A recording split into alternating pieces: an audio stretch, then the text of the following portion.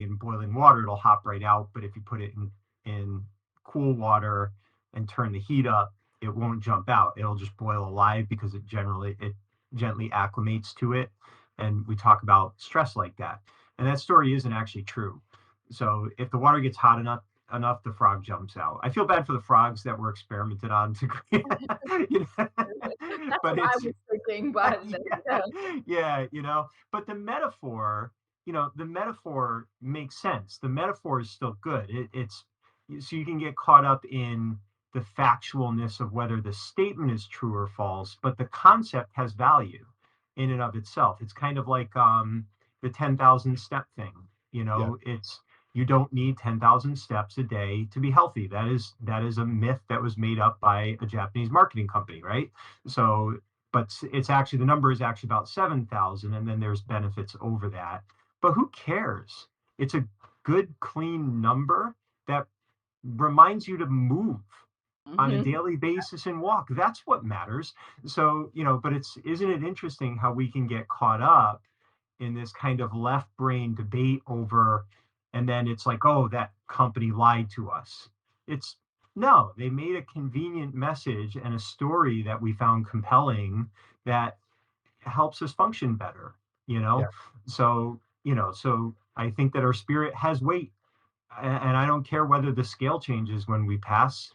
The human beings that I know have weight, when they're here. Absolutely. Yeah. So, yeah, Right, and I'm so in total agreement because it doesn't really matter. Like, to me, it really doesn't. Is it an interesting fact? Yeah, probably it is. absolutely. Yeah, Well, yeah, if you're gonna play a game of Trivial Pursuit, it's probably really, you know what I mean? It's kind of like the way I think of That's going to facts. be one of the big oh, point yeah. questions. Yeah. That's Yeah, and I right. have some sciency friends who love like delving into that. They find joy in that. So absolutely, and I find joy in their excitement over what they discover.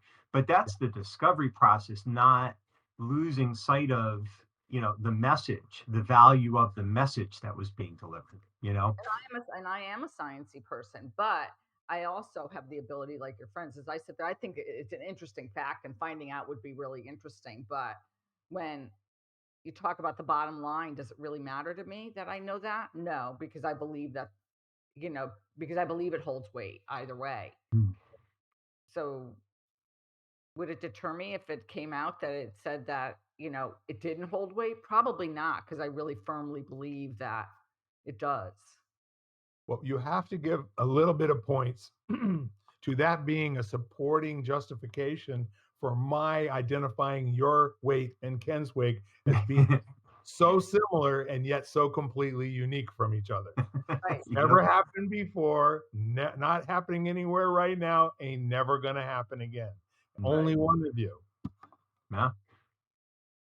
Right. So the other really cool thing about that is that the more you start, it's like I've been doing a program called Noom, which is a combination of different daily practices, all having to do with the four pillars of health, which is nutrition, sleep, exercise, and stress. Right? Those are the four areas of conversation. And so there are some things that are counterintuitive. And quite frankly, I think those of you who are in the physical fitness, kind of area, you now know that being sedentary is the new smoking.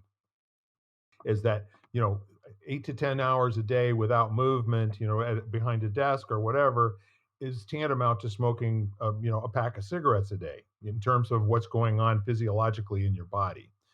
Now, it's probably not going to cause cancer or that sort of thing, but it's not good for cardiovascular system and heart resilience and brain, keeping everything going. So here's a really neat one of the factoids that came up this last week, and the question was, who has gets better benefit? Um, Someone who does 4 1-hour workouts a week, or someone else who has 10 brief walks a day. I can Who answer this. I'm pretty sure you can. And which one is the one that's going to be the healthier person after a the month? the one that works for you. It does not matter. Yeah. Yeah, it's absolutely does not matter. Right now, the two things they're saying 150 minutes a week of moderate to brisk exercise, movement, and that can be anything. It can be mowing the lawn. Doesn't matter. It's not running or, whatever you want. And at least some 2 or 3 days of resistance training, some kind of resistance training. And again, pick up rocks, do push-ups, do weights in the gym, doesn't matter.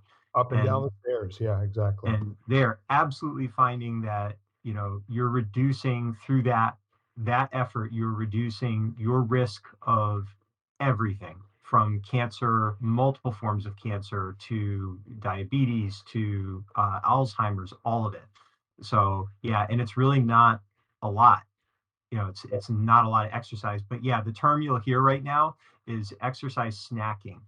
And it's the idea of a 10-minute, find 10 minutes here and there and let it accumulate. There's really not much difference between that and doing it all at one time. Well, the point is, in this particular scenario, individuals either getting 4 1-hour workouts out of a 7-day period, which you and I were told, we got to break a sweat at least 3 or 4 times a week, right, in order to maintain our health through old age. Or people that get up and move and do the snacking, as you were talking about. And they showed, over a period of I think 5 years, having studied 2 groups of people, and one physically looked in better shape and had more muscle mass than the other, but the other ones actually scored much better on all of the cardiovascular things and ability to, their oxygenation and their heartbeat rates were actually lower than the people that only worked out 4 times a week. There is another threshold that if you're working 6 to 10 times a week. Are you guys familiar with the 75 hard? Ken, I'm sure you've heard of it. No, actually I haven't.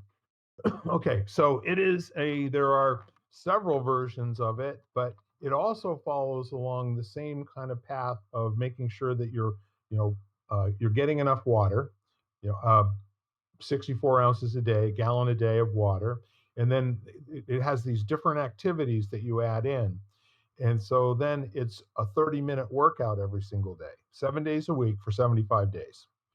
And at the end of all of it, you're actually doing 2 half-hour workouts per day. And this is guaranteed to get people in the best physical shape they can possibly be in. And the really kind of interesting part of it is I have a cousin, my cousin's daughter has done the 75-day challenge twice. She's in her second time now. She also wins powerlifting competitions with this little 5'5" frame. And she can, deadlift 475 pounds, and she can, clean and jerk almost 300 pounds. And it's just amazing what she's been able to get her body to do.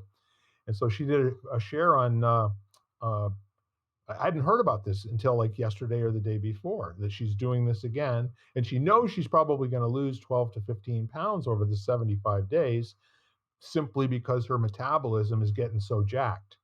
So the long and the short of it is, I did a little quick looking, and there are Instagram, if you just do Google right now, 75 hard, you'll find these cards that show all 75 days, the activities that you have to do, and where you're going to be at that last 15 days.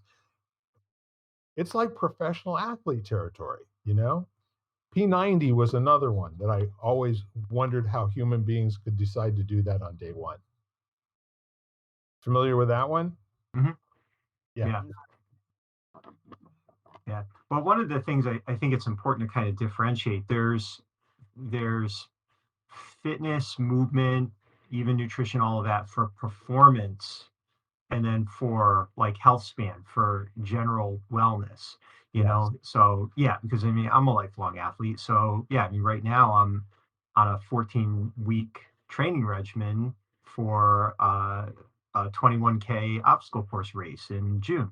So basically I'm training to run a half marathon while doing massive amounts of resistance training and body weight and all of that stuff. But I'm not doing, it's an unusual goal that I'm trying to achieve. Yes. So the things I'm doing are very different from if I just want to be able to get out of bed and put my socks on without help, and have a healthy heart and all of that. So, yeah, so and I think people get confused because there's, especially having studied a lot and worked with a lot of people, there's a difference between looking to achieve, let's say, you want to be ripped and hold 6% body fat to look great on the beach. The things you're going to have to do are going to be very, very different from for a man who's just looking to be healthy and not have a lot of visceral fat, where 15% body fat is actually great. You're going to be very healthy. You're not going to have any risk you reduce your risk of heart disease, and you're going to feel good energetically. So, very different what you're going to have to do. 6% body fat, you're not touching sugar, like you're not having a cookie, like No ever, for alcohol. most people. I and think and you still may not be able to do it because your genetics may just not allow you to do that. So yes. very different, I'm intrigued by the two groups that were the beginning. The ones that you said did like 3 hours or whatever, or 3 days a week versus, and what's intriguing to me about that is the people who did, let's say, smaller amounts throughout. And I Yes. was thinking about, we're just sitting with that. And what strikes me is that the people who is exercise for me has always been a huge stress relief.